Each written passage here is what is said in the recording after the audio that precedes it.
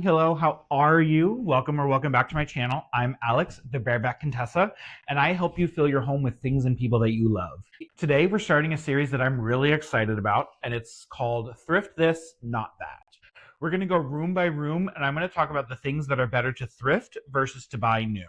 I've heard this phrase used with many things, but it applies to design, and that is you either need time or you need money. When I moved into this apartment, I had absolutely nothing, but I had time, and I made time to make sure I could turn my home into a place that felt welcoming, that felt like me on the tight budget that I was on. And through this series, I hope to show you that you don't need a lot of money to find good style. You just need time and a good eye, which you can develop. Not only are you going to save money buying secondhand, but the quality is so much better too. Think about something you might have gotten from IKEA or Wayfair or Target or any other big box store. How long has it lasted? God forbid you try to take it apart and reassemble it during a move, it's a goner. So with the intro out of the way, let's get into the list. Today, we're starting with living rooms. The first thing that you should thrift for your home rather than buying it new is the sofa. I know that there are some funny feelings that might come up about buying, especially something upholstered secondhand, but I think that the quality and the price far outweigh any potential risks. Sofas are really heavy and kind of hard to move, so a lot of people are willing to part with them for relatively cheap if you're willing to move it. Oh, I got my sofa. I got it on Facebook Marketplace. It is a $7,000 Our House sofa that I got for $250 plus about $100 to move it from the suburbs and to tip the drivers. That deal absolutely cannot be beat. And unless you're going the completely custom route and willing to spend that money, sofas are not really built to last anymore. The sofa I had before that, I bought very quickly on Wayfair, and within a couple of years, the fabric was coming off, it was fraying, the legs were very wobbly. It just was not holding up. I won't say it wasn't worth what I paid because I paid very little for it, frankly, but it did not stand the test of time. I know that there's a fear of bed bugs especially, but for the cost of, for a few $100s, you can get the sofa professionally cleaned and not have to worry about that. There are mitigation efforts. If you have your eye on a specific sofa, I think you'd be surprised at what you could find secondhand. Search for specific brands like CB2, Room and Board, Our House, Crate and Barrel. A lot of people are selling next to new sofas that they have had sitting in their guest room that they don't use, or it was used for barely a year. They're selling these sofas for pennies on the dollar because they don't want to move it. Look closer to the end of the month and you're bound to find an amazing deal. Hi, Kitty. You want to be in the video? The first thing I suggest you buy new is throw pillows, blankets, and other fabric goods like that. An easy thing to change out seasonally to refresh your space, to add in a new color, or to add in some pizzazz if your room needs it. You can add in new textures, new colors, new fabrics, new patterns.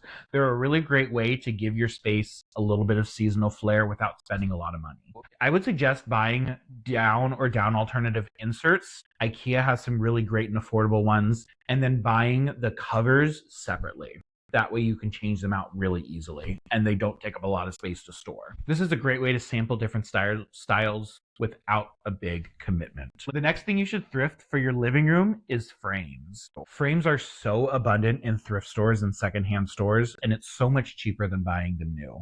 Give them a coat of black paint to cover up maybe a less than desirable color, or a bright pop of red or blue or other primary color to bring some life into your space. Frames, especially thrifted frames that are different styles, can add an eclectic touch and a different texture and layer to your home, rather than buying all the same frames that look identical. I've also seen people who sell gallery wall kits made of vintage frames on Etsy and sometimes on Facebook Marketplace, so you can get a whole lot of vintage frames for a very reasonable price. With that, you should be buying all of your art new. Support small artists. Buy a print from that artist you follow on Instagram whose work you love. Get a print from a museum gift shop while you're traveling. Go to a maker's market in your city. Even print the photos that you have on your camera roll. Bring in some family photos or some photos from your trips and travels. Art is one of the easiest and most affordable ways to bring your personality into your space and make a space truly feel like you. Yes, you can get some interesting art secondhand and thrifted, but I think that intentionally buying art from small and local artists is the way to go. They need our support. The last thing I want you to buy is any mass-produced art from a big box store.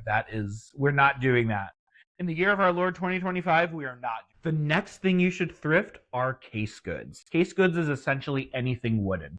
Think media consoles, think side tables, think bookcases. These are products that are really built to stand the test of time.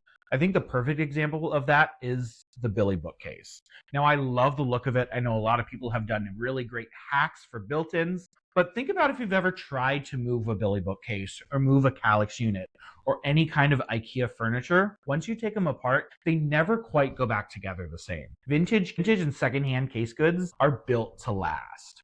You can get some really affordable secondhand dressers or armoires or media consoles or things like that that are really built to stand the test of time. Now, I personally struggled to find a media console that I liked for my living room, so I wound up going with a dresser. I got this particular dresser for $50 on Facebook Marketplace, and I paid maybe another $50 to have it moved, and I love the look that it adds to my living room. It gives me a lot of really functional storage. I have all of my glassware stored in the cabinet in the middle, and when the light hits the gold hardware, it gives the room such a nice glow.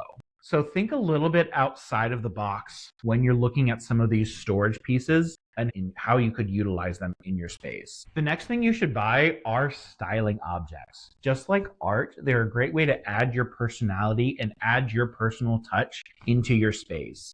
Get a little trinket while you're out traveling. Find something that has meaning and bring that into your home rather than going out to a big box store and buying something everybody else has. Yeah? Callie agrees. All right, the last thing you should thrift for your living room are lamps. Lamps, like frames, are so abundant in thrift stores, and they are one of the easiest things to flip. Give it a coat of paint, and you've got a totally new look. They're very affordable at thrift stores, and if you're going to a big box store, they all kind of look the same.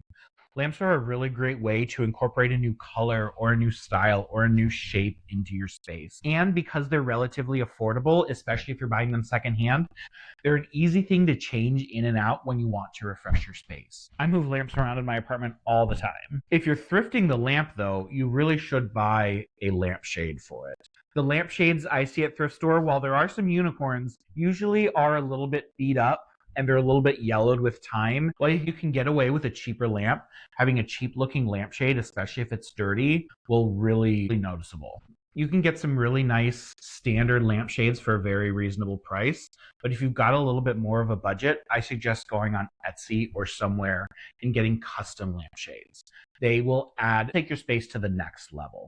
I particularly love, I think it's Doozy lampshades. I'm going to link them down below.